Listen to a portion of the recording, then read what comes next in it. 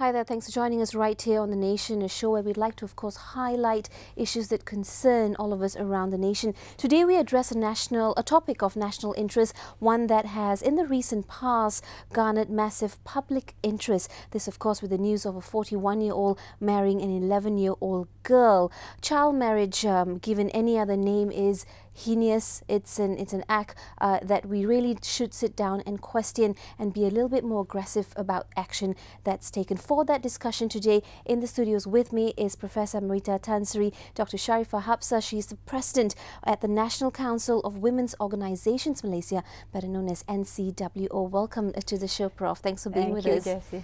So much to talk about, of course. It's such an important topic, but let's start at the very beginning. You, of course, being from NCWO, must have heard from all the different women's organisations who were perhaps screaming from the rooftops that it's about time this issue gets the kind of light it needs. It's something that has been there for a long time, but as you say, it comes and then it dies down, the hype of the issue. Yes, I think this is our problem. We have a case and then all of us, there's a big uproar, and then after a while things die down and we go back to square one. And I hope this is the end of such things, you know, that let's address it properly and take actions to ban child marriages. In the National Council of Women, we've asked for this for a long time. When you define a child as being of age up to 18 years, let's just take the child as being somebody who is below 18 years, you know, and not have different ages for different things and so on.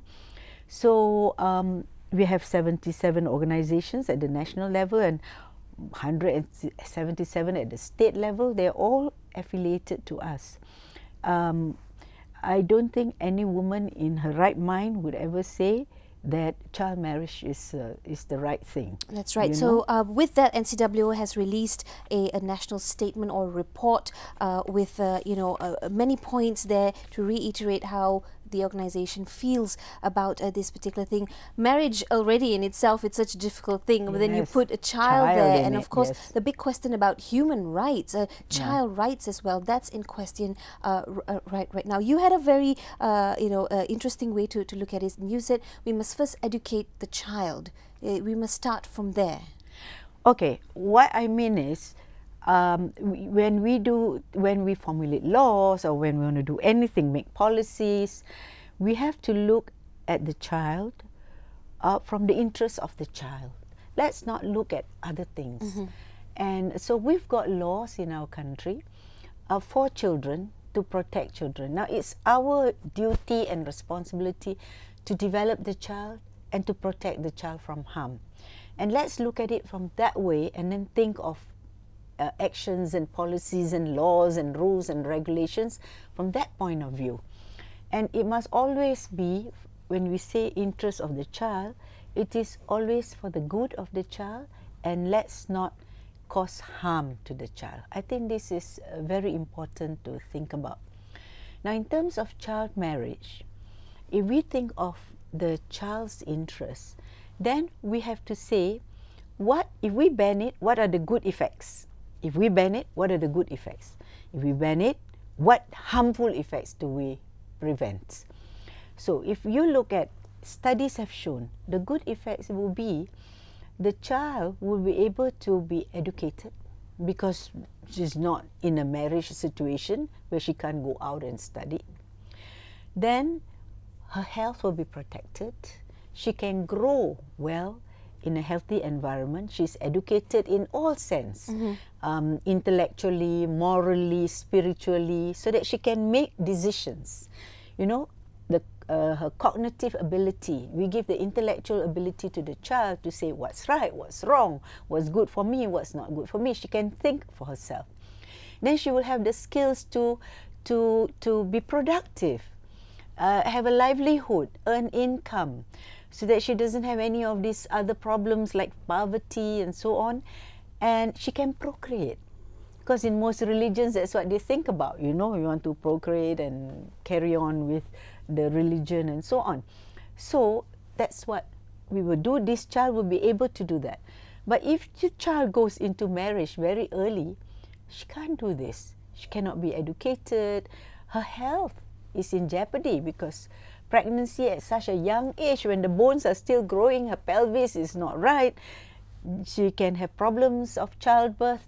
She can die of childbirth. The child she delivers may get into problems. So that. And then she's not empowered to do anything, and she can be very vulnerable to domestic violence. Okay, she's so dependent in that situation. And also at the macro level, if you look, World Bank, for example, they have estimated, you know, trillions. It will cost trillions by 2030 if you encourage and you don't stop child marriages because of the social costs, a cost of people not being educated, medical problems, the health problems that they get into. This is cost to the country. So I think we need to look at it very seriously. And we have been talking about it for a long time, including the Majlis Fatwa. Majlis Fatwa has recognized it's harmful, but we are permissive in the sense that if you ask the permission of the pejabat agama or the ketua menteri, you can allow child marriage.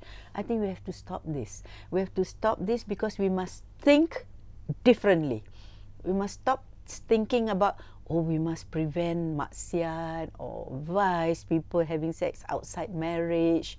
You know, you must stop thinking like this. You must think what is good for the child. That's right. Then we make the laws. It's funny because you can't vote below 18, but you can get married if you're below 18. But if you think of the child, you're not going to think of those outcomes. That's because right. if you educate the child, you prevent, then those outcomes will not happen. Absolutely. So just in this, just this brief discussion with you, we've already established that the cons obviously outweigh the pros. I mean, what could possibly be the benefit of supporting child marriage? Of course, the sanction on rape is also there, and we want to go all out and hopefully be able to ban child marriages. This is not just an issue that is unique to Malaysia. It happens across the world, across many different belief systems, developing and developed countries. It happens. And there are a few examples, though, like Algeria, Morocco, and Turkey, who have already taken that bold step to ban child marriages, of course, of marriages of children. That's a good step. Age. That's a good step. At least you do something, then you have the laws, then you can deal with it. You know, the other thing I worry about is pedophilia.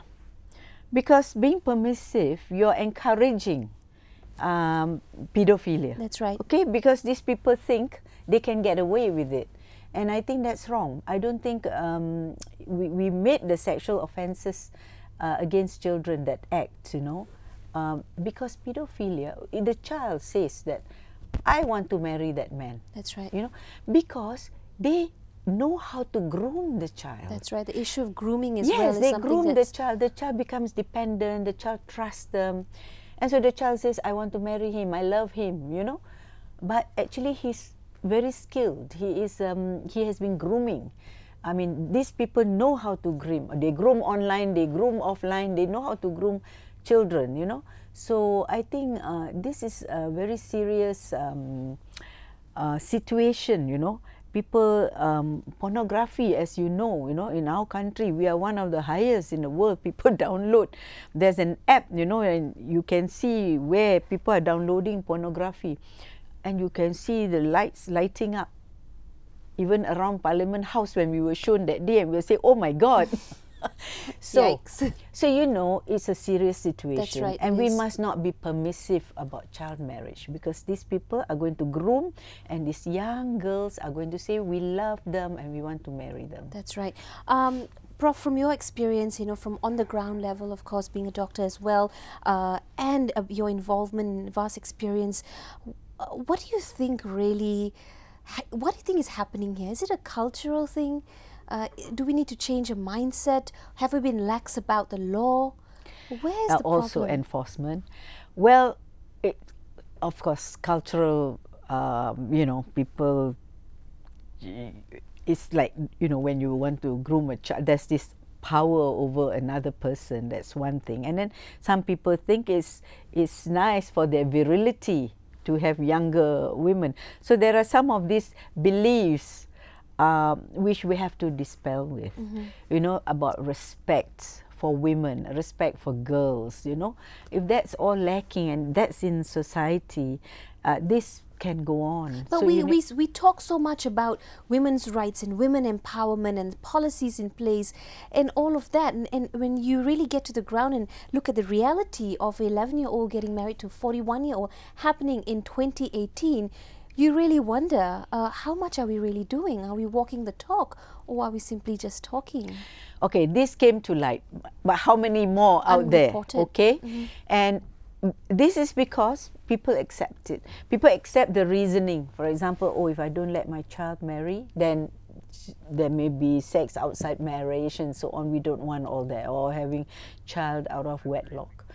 This acceptance has to go. Okay, and some, of course, due to poverty, they're willing to give their child. Now, to me, if an older man wants to marry a child because he thinks he can bring her out of poverty, then there are other ways. You cannot condone child marriage. Okay, it's almost like selling. Yeah. So if you want to donate money, give money to the family. You can help in that way. But why do you have to say I need to marry your child? You know.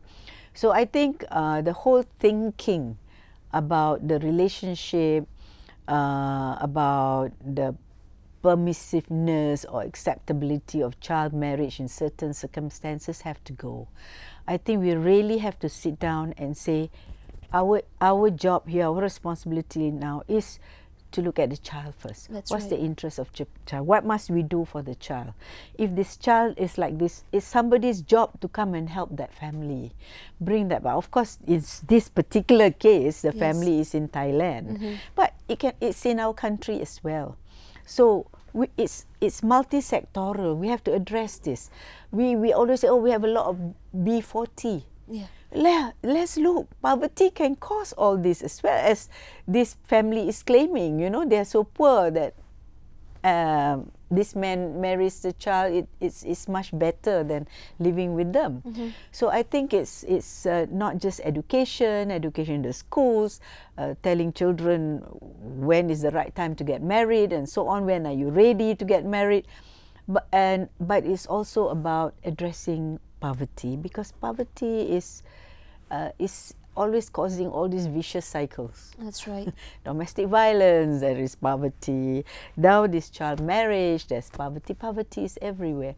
And I think we need to address it in a holistic manner. That's right. Law is one thing, you know, but you need the law, of course. That's right. I think we have to address it in a holistic manner.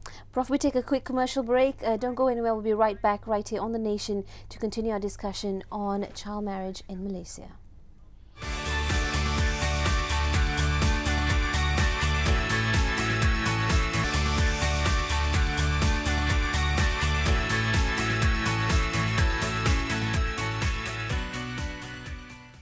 Hi, welcome back to The Nation. Topic of discussion today, the NCWO report on child marriages. NCWO has released a statement and they say that, of course, they are supportive of banning child marriage in the country with the support of 77 national level NGOs and 177 state level NGOs. They regret and strongly condemn the action of course, what has come to light in the recent few weeks, a 41-year-old man marrying an 11-year-old girl. So that, of course, just one example of a case that has come to light, but there are many that go unreported as well. In fact, from the years 2010 till 2015, over 8,000 cases of child marriages happened in our country, right here in Malaysia, between Muslim and non-Muslim sides as well. Prof, welcome back once again, and before the break, we talked about how we can really empower the girl and how we can educate her so that she's, of course, more, known, empowered to know that this is wrong and it should not be happening. But and as adults have human rights and have that to protect her. But there's only so much we can expect of a child. A child is still a child. And, you know, there have been different entities, associations, commissions, task force that have been set up to this. But what we're seeing in reality is up till today, the action-wise, as you said, the enforcement-wise is still a little bit weak. Coming from from the association NCWO, what do you feel should be the steps that we need to take immediately so that we can counter this or address this issue? Firstly, I think we have to make parents responsible. So I don't know which law is going to make this.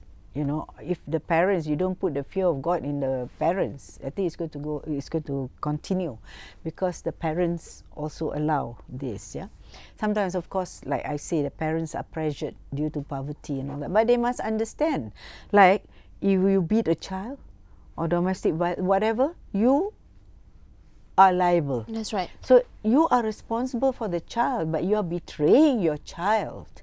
So somehow we have to do something. Well, we have to address this parental issue. What do we do about the caretakers or the and the parents? Yeah, if they are guardians, I think they have to be responsible as well. Education is, there's so much we can do. Yeah, but we've been talking about this in the school, empowering school children.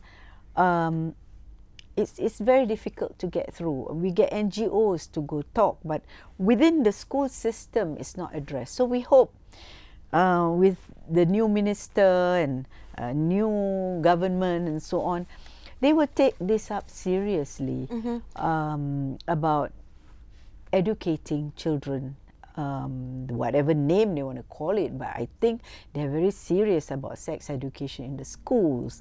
Where else can you have this captive audience? If you're just getting NGOs to do, you're not going to cover everyone. Usually the ones who really need it are not going to get it. They won't have access to it. And it's very serious, because not all parents talk to their children about this. But at least we know it's systematically in the schools. We can address it. Get the children to discuss this. Let them, don't give a lecture, and also don't be so moralistic. That's know, right, because it has unfortunately ruffled feathers as well. There are some communities or some parties who say, well, let's not address it. Let's not address the elephant in the room. I think you need to educate, because they need to know. That is their right to know. Their body is growing, their body is changing, what can happen. You can address it and you can discuss it in a very rational way. Absolutely. And you can bring in the rights and the wrongs. And I think the kids themselves will know this, you know. That's right. From a health perspective as well, pregnancy and childbirth, of course, are dangerous for child brides. As you have mentioned earlier, reducing child marriage also could accelerate efforts to reduce, you know, the lifespan of young mothers. That's just 2 points scratching the surface. To talk about the life of the child bride as well. I think we have on the screen coming up shortly some stats, 2016 statistics from the Ministry of Women Affairs as well on some of the cases that we've seen here in the country, child marriages in Malaysia as of 2016. Yeah, so you can see that those numbers, those bars are fairly high. What can be done to improve the maternal health of the child bride? That's one question that we had. The maternal health? Yeah, but do we need I hope we don't have to go into maternal health. Exactly. So, you know, besides empowering, what other actions could we take? How do we just end child marriages in Malaysia? Because it's such a sensitive topic as well. Because we keep on saying it's a sensitive topic. This is the problem. Then when you say sensitive, then people don't talk about it. And when you don't talk about it, how can you solve the problem? Right. It has to be discussed down in the masjid, in the church, everywhere, in places of worship, in the home. You have to discuss this and let families discuss the merits and demerits of child marriages. The more you talk, the more understanding you get. And the more you'll understand that it is not good for the child. it's going to be bad for the child. Children are our assets. Why are we subjecting them to all this? That's right, because it's these same children in the next decade or two who will be the adults who are running this country. And straight away you are cutting off, what, 8,000 in 5 years? That's what, 140 a year? 140 a year. Remove them from the scene, you know. Because what kind of life are they having, you know, if you marry at 11, for example? That's right. Also, taken off from some news articles in the recent past, NGOs now say that the government cannot just wash their hands off child marriage law and the child marriage issue as well. They really need to be proactive. What do you think should be the immediate step of perhaps some of the representatives in the government, whether it's the Education Ministry or Women Affairs Ministry, some will say, well, that's not under my purview. And also the law minister. That's right. So it's multi-sectoral, as I said. Yeah. Okay, it's not just about the laws. So there's the education coming in, then there's the economy coming in, you know, how do you help them generate income, you know, how do you improve their livelihood. Then there's, of course, the religious institutions. I think we need to sit down and put everything on the table, no more waffling. Yeah. Like, oh, in this religion we can be permissive, you can do it, and then we get permission, you can marry.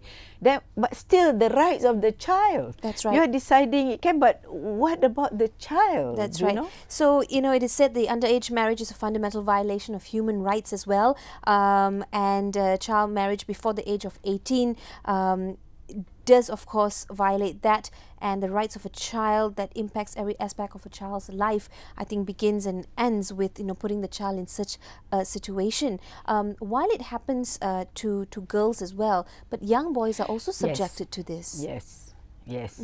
Of course, we hear more about the girls rather than the boys.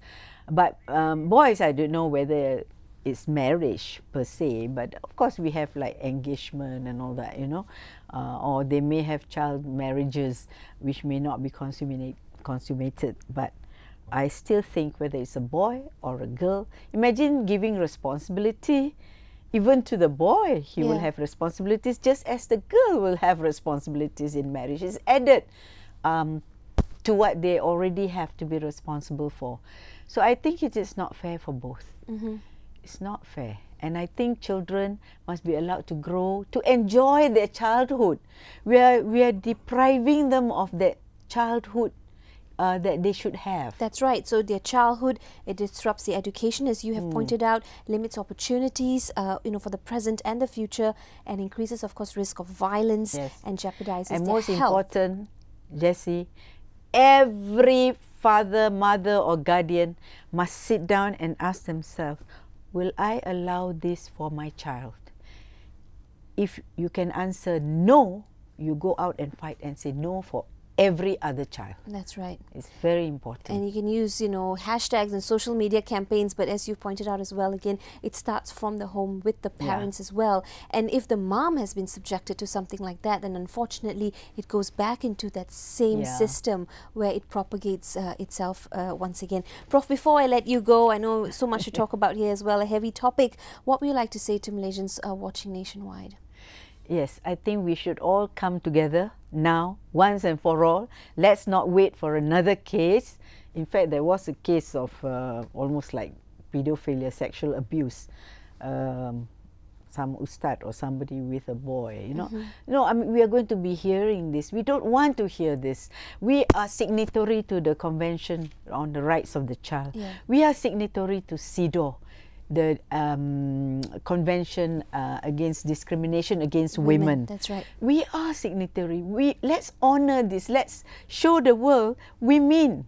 When we sign, we mean it, and we will do all that we can to stop this. That's right. And of course, with you helming, you know, this particular role as president of the NCWO, we hope that, you know, there will be others like you as well that will rise to lead that way.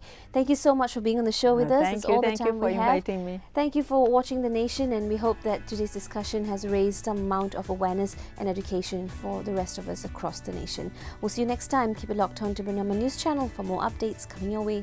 Bye-bye.